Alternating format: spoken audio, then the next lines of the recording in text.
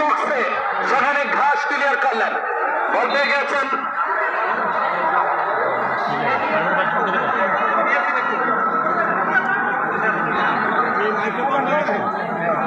আক্রমণ। এই মুহূর্তে বলতে গেছেন ওসমান। ওসমান কাকে দিবেন? দেখে শুনে কিক দিবেন। নিজেদের সীমানা থেকে পাণ্ডুগড় মিন্টু মোল্লার টিম আরমান আব্দুল্লাহ তে ভালো খেলে তো তে গোল দিতে রে মোল্লার দ্বারা আব্দুল্লাহ ওই সেটা লাউলা লম্বা কিক। গাঙ্গের কোট সাদা এবং দারুণ ভাবে ইয়াসিন বাংলাদেশ ন্যাশনাল টিম ঘাস বলতে গেছেন। মানিক ভাই কষ্ট করে এসেছে। মানিক ভাই, খালিদ ভাই, আলামিন, তামিম, টেনশনের কিছু নাই, আমার অপেক্ষা করতে হবে, শেষ পর্যন্ত অপেক্ষা করতে হবে। তারিখ মারিয়া নাদিম এই মুহূর্তে মিন্টু মোল্লা আপনার দায়িত্বে আপনার ক্যামেরিকা রইল, একটু হাতটা দেখাবেন মিন্টু মোল্লা।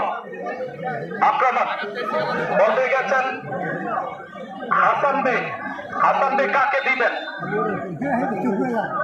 অভিজ্ঞ রেফারি জানিয়ে দিলেন টুইন করার জন্য যাচ্ছেন সেই ইয়াসিন বাংলাদেশ ন্যাশনাল টিম, যাদের খেলা টেলিভিশনে দেখেন। হাসান বেকে আশিক করা পাহারা রেখেছে, দেখা যাক কি হয়। এবং রেফারির বাঁশি ফাউল ডাকা হয়েছে গাঙ্গের কোট দলের অনুকূলে। গাঙ্গের কোট শূন্য, অপরদিকে পাণ্ডুগড় শূন্য।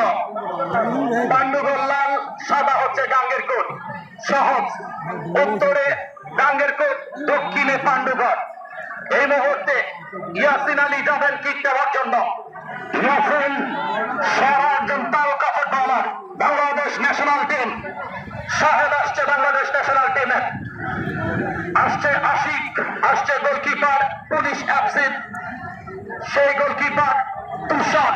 দর্শকের মিলন মেলা বাংলাদেশের ইতিহাসে নাটাঙ্গন স্টেডিয়ামে। কি করেছে? অ্যাক্রস দ্য লাইনে গোল চলে যায়।